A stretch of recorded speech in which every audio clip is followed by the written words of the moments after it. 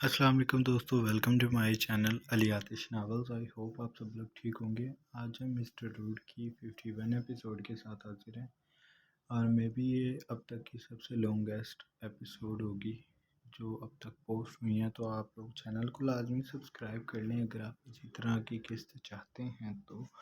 آپ لوگ چینل نہیں سبسکرائب کر رہے، سبسکرائبر کب سے ادھر ہی اٹکے ہوئے ہیں، اور میں تو یہ دیکھ کر ہنسی آتی ہے مجھے۔ 37 36 35 30، پھر 33 35 37 38 اسٹاپ۔ کیا کر رہے ہیں آپ لوگ پلیز چینل کو سبسکرائب کر لیں، بیل آئیکن کے بٹن کو بھی پریس کر لیں تاکہ نئے آنے والے ایک ساتھ آپ کو ملتے رہیں۔ چلتے ہیں آج کی قسط کی طرف۔ اس کا دل تو نہ تھا، لیکن میں دل پہ بہت بڑا پتھر رکھ کر تمہیں یہاں چھوڑ کر جا رہا ہوں۔ کل تم صبح تیاری رکھنا، میں صبح ہی آ جاؤں گا، جتنی صبح مجھ سے ہو سکا میں آ جاؤں گا، تم تیاری رکھنا۔ جاسیہ کے گھر کے دروازے پہ جب اس نے گاڑی روکی تو کہا تھا۔ جاسیہ نے اسے تعجب سے دیکھا۔ نہیں جی، آپ شام میں لینے آئیں گے، ایسے اچھا لگتا ہے میں صبح ہوتے ہی گھر سے آ جاؤں۔ آپ ہی جائیں گی تو ہی میں آؤں گی۔ ریان کی بھویں اوپر چڑھ گئیں۔ تم زیادہ فری نہیں ہو رہی مجھ سے؟ میں بھائی سچ کہہ رہی ہوں، ایسے اچھا نہیں لگتا۔ آپ اس سے بہتر ہے مجھے چھوڑ کر ہی نہ جائیں، بلکہ میں نے جانا ہی نہیں ہے، آپ گھر واپس چلیں۔ وہ دوبارہ سیدھی ہو کر بیٹھ گئی، سینے پہ ہاتھ باندھ کر وہ ونڈو اسکرین سے باہر دیکھنے لگی۔ سڑک سنسان تھی، اور اس کے اطراف کہیں کہیں لگے درختوں سے پتے گر رہے تھے۔ ریان نے اسے برہمی سے دیکھا۔ ہاں تمہیں گھر لے جاؤں تاکہ تم وہاں جا کر خوب مجھے برا بھلا کہو اور بہت سارے دنوں تک مجھ سے منہ بنائے رکھو۔ اس نے سر جھٹکا۔ میری ہی غلطی ہے جو تم سے اتنی محبت کرتا ہوں، تمہیں تو میری پرواہ ہی نہیں ہے۔ ٹھیک ہے، تمہیں کیا لگتا ہے میں تمہارے بغیر نہیں رہ سکتا؟ اس کا انداز سوالیہ تھا۔ جاسیہ کو اس کے غصے پہ ہنسی آ گئی، لیکن اس نے ضبط کیا اور اس کی جانب دیکھ کر سر اس بات میں ہلا دیا۔ ریان کے لب بھیج گئے۔ تمہاری غلط فہمی ہے، میں رہ سکتا ہوں تمہارے بغیر۔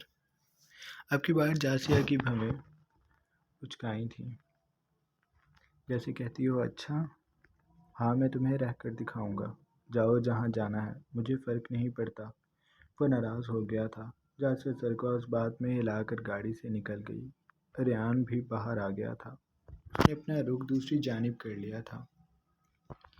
جاسیہ گھر کے اندر جانے لگی، پھر رکی۔ وہ ریان کے پاس آئی، اس کے مقابل رک کر وہ اس کے ناراض چہرے کو لمحہ بھر دیکھتی رہی۔ پھر وہ اس کے قریب ہوئی اور اس کے سینے سے لگ کر بولی، مجھے آپ سے بہت ساری محبت ہے۔ ریان ہلکا سا مسکرا دیا۔ اس نے اپنے بازو اس کے گرد حائل کر لیے۔ تبھی تو جا رہی ہو؟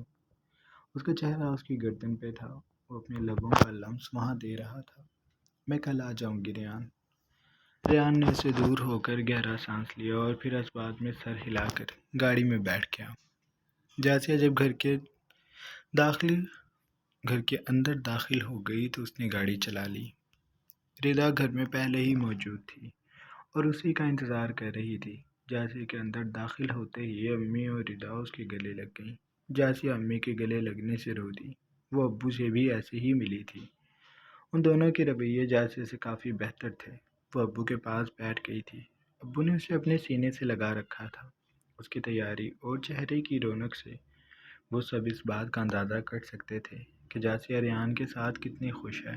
امی نے اس سے باتوں باتوں میں یہ بھی پوچھا تھا کہ ریان کا رویہ اس کے ساتھ کیسا ہے اور ریان اندر کیوں نہیں آیا۔ وہ امی کی اس بات پہ حیران ہوئی۔ آپ چاہتی ہیں وہ ہمارے گھر آئیں؟ اس نے کچھ تعجب سے پوچھا۔ امی نے سر ہلا دیا، پھر اس کا ہاتھ پکڑا اور بولی، وہ غصہ وقتی تھا۔ ردا نے مجھے سمجھا دیا اور میں سمجھ گئی، جو ہوا ہو گیا، اب ہمیں خوش رہنا ہے۔ اور جاسیہ، اب جب میں نے تمہیں دیکھا تو میں بہت خوش ہوں، میں بتا نہیں سکتی۔ اس نے تمہیں بہت خوش رکھا ہوا ہے، تمہارا چہرہ یہ بتا رہا ہے، اور جو ہماری بیٹی کو خوش رکھ رہا ہے، ہم اس سے بولیں بھی نہ، یہ اچھی بات تو نہیں ہے۔ جاسیہ ان کی بات پہ نہال ہو گئی۔ اس نے فوراً کہا، میں اگلی بار انہی کے ساتھ آؤں گی۔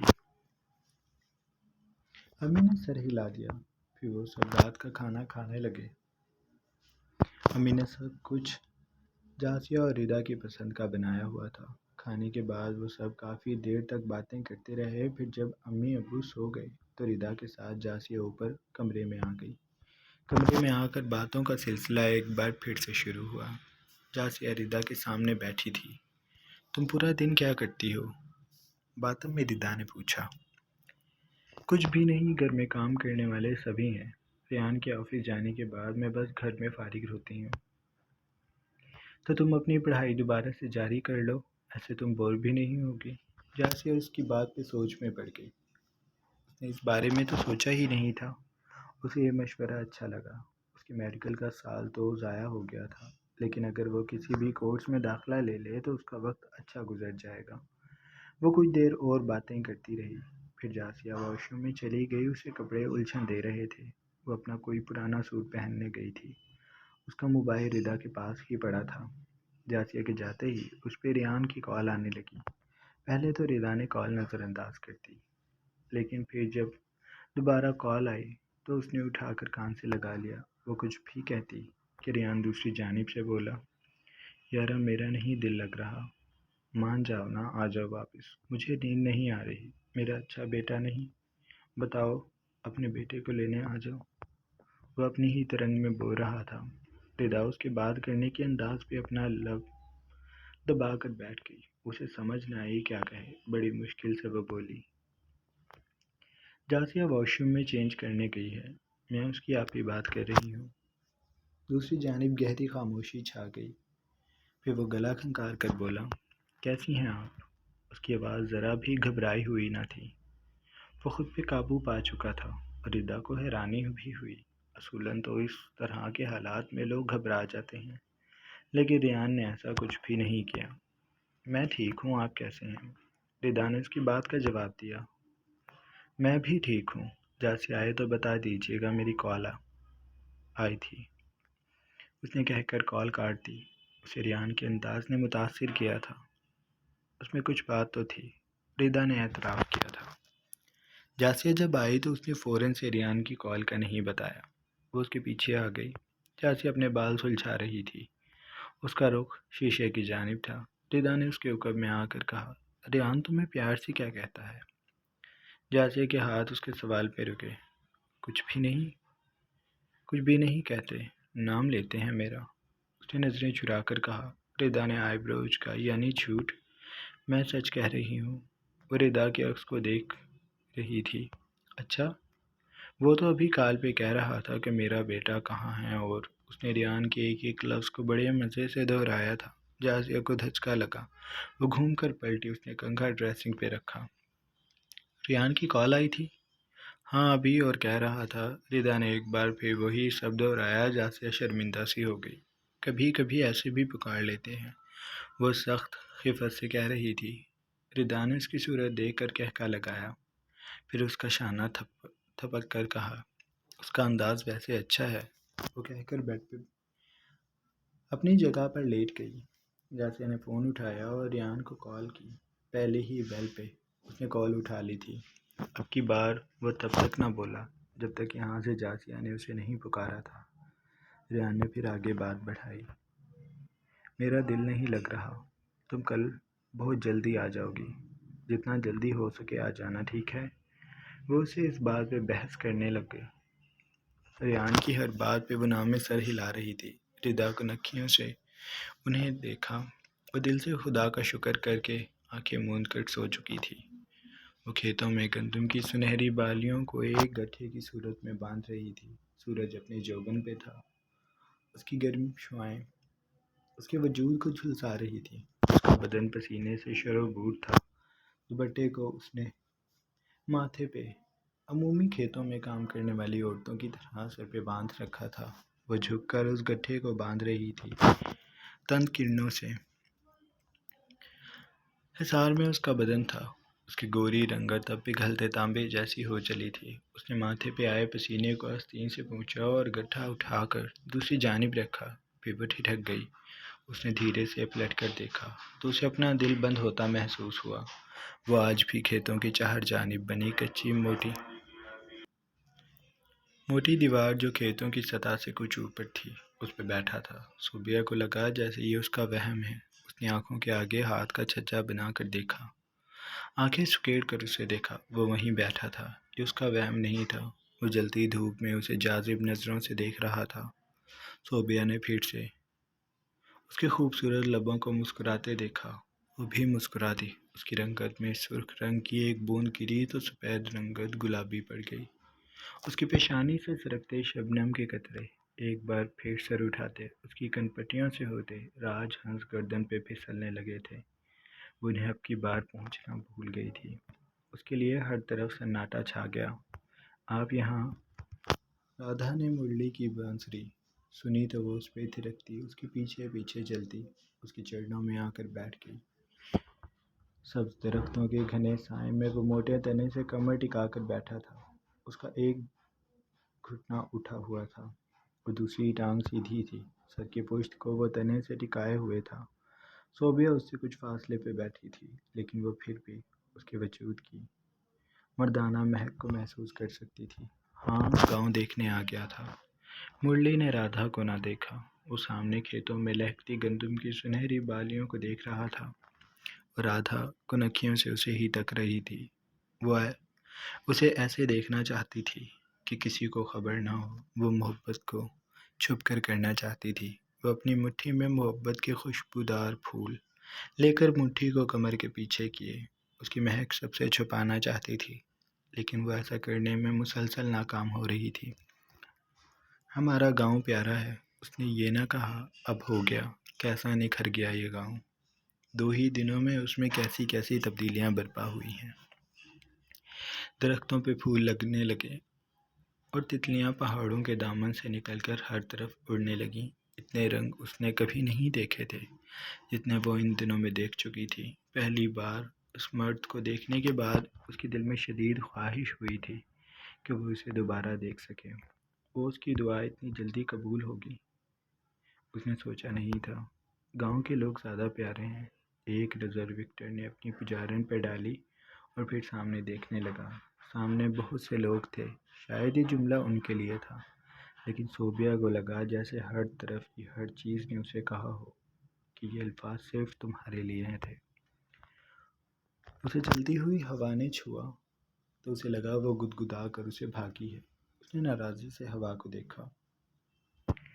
دیکھنے والے کی نظر ہے، ورنہ اس گاؤں میں ایسا بھی کچھ خاص نہیں۔ صوبیہ نے قریب پڑے ایک سوکھے پتے کو اٹھا لیا اور آہستہ آہستہ اسے توڑنے لگی۔ مقصد اپنی توجہ وکٹر سے ہٹانا تھی، لیکن اس کا دل احتجاج کرتا تھا۔ وہ ایسے ہو رہا تھا جیسے پسلیوں کو توڑ کر باہر آ جائے گا۔ اس گاؤں میں ہی جو سب کچھ خاص ہے، میں تو اندازہ بھی نہیں کر سکتا تھا کہ میری زندگی یہاں آ کر ایسے بدلے گی۔ کیسے؟ صوبیہ نے اس کا جملہ مکمل ہوتے ہی پوچھا، پھر اپنی ہی عجلت پہ گھبرا کر وہ دوبارہ پتے کو نوچنے لگی۔ وکٹر دھیرے سے مسکرایا، اس کی گلابی لبوں پہ تبسم چچ گیا تھا۔ ایسے کہ میرا یہاں سے اکیلے جانا مشکل ہو جائے گا۔ مجھے لگتا ہے میں یہاں سے اب اکیلا نہیں جا سکوں گا۔ وہ کہہ کر کھڑا ہو گیا۔ صوبیہ کو دل کو کچھ ہوا، وہ بھی کھڑی ہو گئی۔ میں انتظار کروں گا۔ اس کا انداز رومانی تھا۔ صوبیہ کا دل اور تیزی سے دھڑکنے لگا۔ کس کا؟ اس نے دھیرے سے پوچھا۔ کسی کے میرے ساتھ چلنے کا، وہ کہہ کر قدم اٹھاتا اس سے دور ہو رہا تھا۔ صوبیہ کو لگا جیسے وہ اس کا سب کچھ اپنے ساتھ لے جا رہا ہے۔ وہ اس کی پشت کو کافی دیر تک دیکھتی رہی، حتیٰ کہ وہ نظروں سے اوجھل ہو گیا اور دوپہر ڈل گئی۔ وہ درخت کے نیچے ہی کھڑی اس بات کو سوچتی رہی کہ اس کا بھی اب اکیلے دل کہاں لگے گا۔ اسے وکٹر کی ہر بات ماننا تھی۔ وہ اس کی اسیر ہو گئی تھی۔ 2 ملاقاتیں محبت کے لیے کافی ہوتی ہیں، اور ایسی لڑکی کے لیے تو زیادہ ہی ہوتی ہیں جسے اپنوں سے کبھی محبت نہ ملی ہو۔ اس نے ایزا کی پکار پہ کان دھرنا بند کر دیے تھے۔ وہ جانتا وہ جتنا سنجیدہ ہو سکتا تھا اب وہ رہنے لگا تھا۔ گزشتہ رات کے بعد سے وہ ایسے ہو گیا جیسے ایزا تھی۔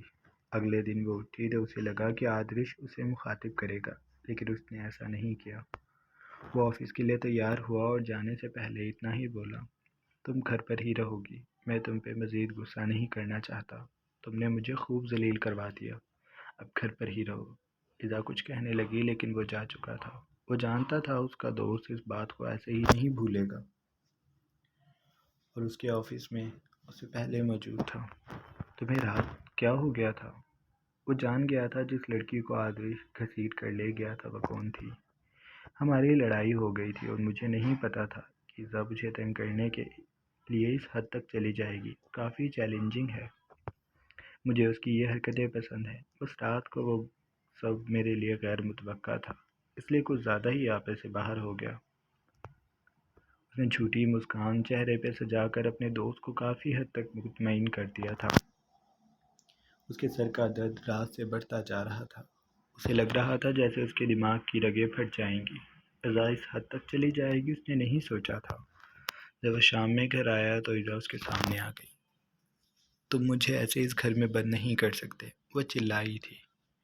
آدریش آگے بڑھ گیا، ایسے ظاہر کیا جیسے سنا ہی نہیں۔ اس کے پیچھے تقریباً بھاگتی ہوئی آئی۔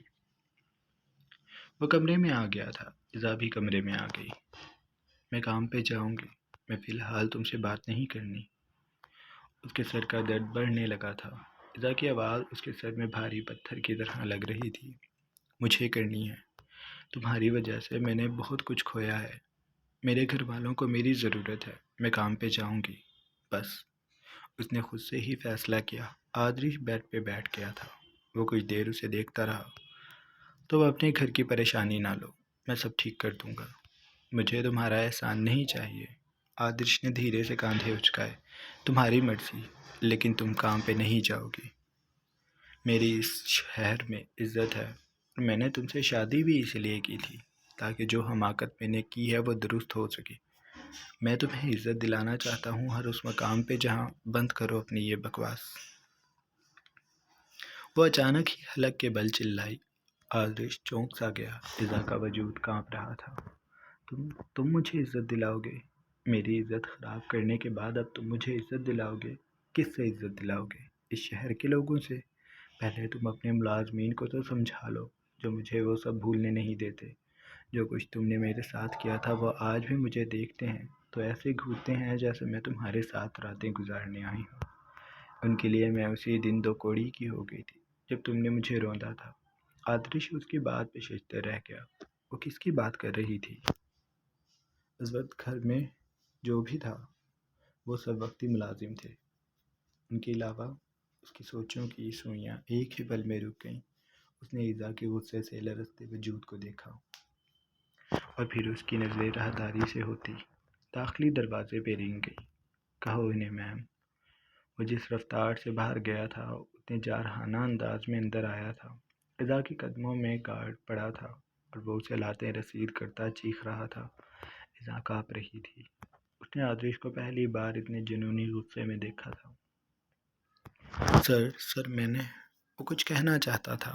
اس کے چہرے کے نقوش بگڑ گئے تھے اور ہونٹ پھٹ کر ان میں سے خون رس رہا تھا۔ وہ نقاہت زدہ آواز سے گھگیا رہا تھا۔ ایزا میں اتنی بھی ہمت نہ تھی کہ وہ اسے روک سکے۔ وہ بے حس و حرکت کھڑی تھی۔ میں نے کہا ہے ان سے معافی مانگو، یہ میری بیوی ہے، گھٹیا انسان۔ تم نے اسے دیکھنے کی بھی جرت کیسے کی؟ میں تمہاری جان لے لوں گا۔ وہ جبڑوں پہ جبڑے رکھ کر بول رہا تھا۔ اس کے جسم کی ساری رگیں دکھائی دیتی تھیں۔ اس نے پوری قوت سے گارڈ کے پیٹ میں لات ماری تو اس کے منہ سے خون کا فوارہ پھوٹ پڑا۔ ایزا کے سامنے سب کچھ گھوم گیا۔ اس نے ڈوبتے دل اور بند ہوتی آنکھوں سے آدریش کو پکارا تھا۔ نہ جانے اس نے ایزا کی پکار سنی تھی یا نہیں، لیکن ایزا نے اسے ہاتھ سے اشارہ بھی کیا تھا۔ وہ پھر اپنا توازن برقرار نہ رکھ سکی اور فرش پہ گرتے چلی گئی۔ وہ اسے اپنے ساتھ جب لے آیا تو کافی دیر تک اسے بیڈ پہ بٹھائے سامنے دیکھتا رہا۔ اب میرا دل لگے گا گھر میں۔ اس نے جاسیہ کو آہستگی سے بیڈ پہ لٹایا اور اس کی گردن پہ اپنے لب مس کرنے لگا۔ جاسیہ نے بے اختیار بیڈ شیٹ مٹھیوں میں جکڑ لی تھی۔ وہ اسے ساری حدیں توڑ دینے پہ مجبور کر رہا تھا، لیکن جاسیہ کو اپنی تکلیف یاد آ جاتی تو اس کے قدم رک جاتے اور وہ بس ریان کو اسی حد تک رکھتی۔ اسے آگے بڑھنے کی ترغیب وہ نہ دیتی تھی۔ ریان نے اسے اپنی باہوں میں سمیٹ لیا۔ وہ اپنی شرٹ اتار کر لیٹ چکا تھا۔ جاسیہ کو شدت سے اپنے گلے سے لگائے اس نے کہا، میرا دل تمہارے بغیر لگا ہی نہیں۔ اس نے کہا تو جاسیہ نے اس کے فراق سینے سے چہرہ اٹھا کر اسے دیکھا۔ مجھ سے اتنی محبت ہے، اس سے بھی کہیں زیادہ۔ وہ اب جاسیہ کو بہت قریب کر کے اپنی آنکھیں مون چکا تھا۔ وہ اب بس سو جانا چاہتا تھا۔ جاسیہ کے بدن کی خوشبو اس کے اعصاب پہ سوار ہونے لگی تھی۔ اس کا دل کیا وہ آج جاسیہ سے اپنا حق لے لے، لیکن جاسیہ اجازت اس کے لیے اب زیادہ اہم تھی، اس لیے اس نے خود کو بہکنے سے روکا اور سو گیا۔ اسے کچھ لمحوں بعد ہوش آ گیا تھا۔ آدریش اس کے قریب بیٹھا تھا۔ تم اب کیسا محسوس کر رہی ہو؟ اس کی کھلتی آنکھوں کو دیکھتا وہ بے تابی سے اس کے قریب آیا۔ اس کی دنیا چند منٹوں میں ہل کر رہ گئی تھی۔ اس نے گارڈ کے غلیظ وجود سے فوراً چھٹکارا حاصل کیا اور ایزا کو کمرے میں لے آیا۔ اس نے اس کے منہ پہ چھینٹے مارے تو وہ ہوش میں آ گئی۔ میں ڈاکٹر کو بلاتا ہوں۔ ایزا نے کوئی جواب نہ دیا، وہ بس خالی نظروں سے آدریش کو دیکھ رہی تھی۔ اس کی سماعت میں ایک ہی گونج تھی، یہ میری بیوی ہے۔ آدریش کے لہجے میں کمال کا حق تھا، وہ پورے جنون سے اسے اپنا کہہ رہا تھا۔ اتنی محبت اس نے کسی کے لہجے میں پہلی بار اپنے لیے محسوس کی تھی۔ پہلی بار کسی مرد نے اس کی طرفداری کی تھی، کوئی اس کی ڈھال بنا تھا۔ وہ یہ بات نظر انداز نہ کر پا رہی تھی۔ آدریش اس کے پاس سے اٹھ رہا تھا، وہ ڈاکٹر کو کال کرنے جا رہا تھا کہ ایزا نے اس کا بازو پکڑ لیا۔ نہیں، وہ بکھرے لہجے سے بولی، کیا نہیں، تمہاری طبیعت خراب ہے؟ وہ آگے نہ بول سکا۔ ایزا کی گرفت اس کے بازو پہ مضبوط ہو گئی تھی۔ اس نے دھیرے سے آدریش کے کاندھے سے سر ٹکا لیا تھا۔ آدریش سانس لینا بھی بھول گیا، وہ پتھر بن کر رہ گیا اور ایزا نے آنکھیں موند لیں۔ اس کے قریب لیٹ گیا۔ ایزا اس کے بازو پہ سر دھر کر لیٹی تھی، آنکھیں موند کر شاید وہ سو گئی تھی۔ اور آدریش کے لیے یہ رات ایسی ہو گئی تھی جسے وہ کبھی مکمل نہیں ہونے دینا چاہتا تھا۔ یہ محبت کی پہلی رات تھی، اور اس کے بعد ایزا ہوش میں آئے گی تو اس سے نظریں چرا لے گی۔ جاسیہ کی روٹین ایک بار پھر ویسی ہی ہو گئی تھی۔ وہ گھر میں اکیلی بیٹھی رہتی، یا ٹی وی کے چینل بدلتی رہتی، یا پھر فون چلاتی رہتی۔ اس کے علاوہ اس کے پاس کوئی تیسرا کام نہیں تھا۔ لیکن نہیں، اس کے پاس تیسرا کام تھا۔ ریان کا موبائل رات سے بہت بج رہا تھا، کوئی بار بار میسج کر رہا تھا۔ رات مسلسل ہونے والی میسیجز بیپ سے اس کے اندر کھلبلی مچاتی تھی۔ اس کا کافی بار دل کیا کہ وہ ریان کا موبائل لے اسے چیک کرے، لیکن وہ ایسا کر نہ سکی، کیونکہ ریان ہر وقت اس کے ساتھ رہتا تھا، اور جب وہ موبائل سے دور ہوتا تو جاسیہ میں ہمت نہ ہوتی کہ وہ موبائل کو چھو ہی لے۔ آج بھی وہ اتوار کی بادلوں سے چھپی شام میں ریان کے ساتھ لان میں بیٹھی تھی۔ ان کے درمیان ٹیبل رکھا تھا جن پہ مگ پڑے تھے، مگوں سے گرم چائے کا دھواں اٹھتا بادلوں کی جانب بڑھ رہا تھا۔ ہوا کے جھونکوں سے پودے لہرا رہے تھے۔ ریان اپنے موبائل کی اسکرین کو دیکھ رہا تھا۔ اس کا موبائل ایک بار پھر بے تکاب سا بجنے لگا، اور پھر وہ بجتا ہی چلا گیا۔ جاسیہ کا دل بار بار بے چین ہو رہا تھا۔ کون ہے؟ اس نے آخر پوچھ ہی لیا۔ ریان نے اسے ایک مختصر نگاہ دیکھا۔ کوئی نہیں، وہ جھنجھلایا لگتا تھا، لیکن جاسیہ کو لگا وہ چھپا رہا ہے۔ وہ کچھ دیر اسے دیکھتی رہی، پھر ایک دم سے اٹھی اور ریان کے ہاتھ سے موبائل لیا اور اسے اپنے سامنے کیا تو اس کی دنیا تھم گئی۔ سونیا کے بے شمار میسیجز اور ریان کا جواب۔ کیا جواب، یہ اس نے نہیں دیکھا، لیکن جواب تھا اور اس کے لیے یہی کافی تھا۔ ریان کھڑا ہو گیا تھا۔ اسے برا لگا جاسیہ کا یوں موبائل لینا۔ وہ پہلے ہی سونیا سے تنگ تھا، اور اوپر سے جاسیہ۔ وہ کچھ کہنے لگا کہ جاسیہ نے اچانک چہرہ اٹھایا تو ریان ٹھٹک گیا۔ اس کی آنکھوں میں نمکین پانی جمع تھا۔ ریان کو وہ بہت ملال سے دیکھ رہی تھی۔ پھر اس نے ریان کے کچھ بھی کہنے سے پہلے موبائل ٹیبل پہ پھینکا اور بھاگ کر اندر چلی گئی۔ ریان جہاں کھڑا تھا وہیں کھڑا رہ گیا۔ اسے ساری صورتحال سمجھنے میں وقت لگا، اور جب وہ سمجھ گیا تو اسے حیرانی ہوئی۔ جاسیہ اس پہ شک کر رہی تھی۔ وہ تیزی سے اندر آ گیا۔ سیڑھیاں عبور کرنے کے بعد وہ اپنے کمرے میں داخل ہوا تو جاسیہ بیگ میں کپڑے رکھ رہی تھی۔ یہ کیا کر رہی ہو؟ اس نے آگے بڑھ کر اس کے ہاتھ سے کپڑے لیے۔ جاسیہ نے اسے جھپٹ لیا۔ مجھے چھوڑ دیں، وہ روندھی آواز اور بھیگی آنکھوں سے بولی۔ میں پوچھ رہا ہوں یہ سب کیا کر رہی ہو؟ ریان بڑی سنجیدگی سے پوچھ رہا تھا۔ جاسیہ کو دکھ ہوا، یعنی معافی نہیں، ابھی بھی پوچھا جا رہا ہے۔ اپنا کفن رکھ رہی ہوں، وہ جل کر بولی۔ ریان کے سر پہ لگی اور تلووں پہ بجھی۔ کیا بکواس کر رہی ہو؟ اس نے جاسیہ کا بازو دبوچا اور اسے اپنے مقابل کیا۔ وہ اسے دونوں جانب سے پکڑ چکا تھا۔ ٹھیک کہہ رہی ہوں، آپ کریں اس سے بات۔ خود نے کتنا ہنگامہ کیا تھا اور خود بھی وہی سب کرتے ہیں۔ مجھے دھوکہ دیا ہے آپ جھوٹے ہیں۔ وہ حیران سا اس کا چہرہ دیکھ رہا تھا۔ اتنے بڑے بڑے الزام، اور وہ بھی اس کی چھوٹی سی بیوی اس پہ لگا رہی تھی۔ یہ سب کیا کہہ رہی ہو جاسیہ؟ ایسا کچھ نہیں ہے۔ جاسیہ نے اس کی بات اچکا لی۔ آپ کی بہت قریبی دوست ہے، آپ کو پسند ہے، اور پہلے وہ یہاں آپ کو کمپنی دینے بھی آتی تھی۔ اب میں اس لیے ہی جا رہی ہوں تاکہ وہ آپ کو آ کر کمپنی دے سکیں۔ اس کے گلے میں بے شمار آنسو پھنس گئے۔ اسے بولا بھی نہ جاتا تھا۔ ریان کا سر چکرانے لگا۔ جاسیہ کیسی باتیں کر رہی تھی، لیکن اس نے اس پہ غصہ نہیں کیا۔ اسے بہت محبت سے اپنے سینے سے لگا لیا۔ میرا بیٹا، نہیں ہوں میں آپ کی کچھ گندی، میرا سب کچھ تم ہو۔ اور کون ہو سکتا ہے بھلا؟ آپ کی دوست جو آپ کو کمپنی دیتی ہے۔ وہ جھاگ کی طرح بیٹھ رہی تھی، لیکن اس کا غصہ ویسا ہی تھا، اور اس کا رونا اس سے بھی زیادہ۔ یہ تمہیں کس نے کہا؟ بتاؤ ذرا مجھے کہ وہ میری دوست ہے۔ وہ اس کی کمر سہلا رہا تھا۔ اسے بہت کچھ سمجھ آ گیا تھا۔ یہ جاسیہ اپنی طرف سے نہیں کہہ سکتی۔ اسے کسی نے یہ بات کہی ہے، تبھی وہ دہرا رہی ہے۔ اگر جاسیہ اتنی سمجھدار ہوتی تو کیا ہی بات تھی۔ حونک سی اس کی بیوی ہے، وہ تو ایسا سوچ بھی نہیں سکتی۔ اور پھر ایک دم سے وہ اس سے لڑنے ہی لگی۔ اسی نے کہا ہے، اور جاسیہ نے باقی سب بھی بتا دیا۔ ریان کا سر گھوم گیا۔ یہ اپنی حرکتوں سے باز نہیں آئے گی۔ اس کا دل کیا وہ بھی سونیا کا پتہ صاف کر دے، لیکن فی الحال اس نے جاسیہ کو سنبھالنا تھا، کیونکہ وہ اب ایک بار پھر سے اس کی گرفت میں پھڑپھڑانے لگی تھی۔ تم پاگل ہو؟ ریان نے اسے بازوں سے تھام کر اپنے سامنے کیا۔ کیوں؟ جاسیہ ایک دم سے چپ ہو کر پوچھنے لگی۔ یہ تو اس کا حال تھا، کبھی روتی تھی تو روتی ہی رہتی تھی، اور اب اس کے سوال پہ ایسے چپ ہو گئی جیسے یہ کوئی بہت ضروری بات ہو۔ میں دن میں کوئی 100 بار کہتا ہوں کہ مجھے تم سے محبت ہے، تو میں کسی اور کا کیسے ہو سکتا ہوں؟ اس نے جھوٹ کہا تھا۔ میں یہاں اکیلا رہتا تھا، بلکہ میں تو…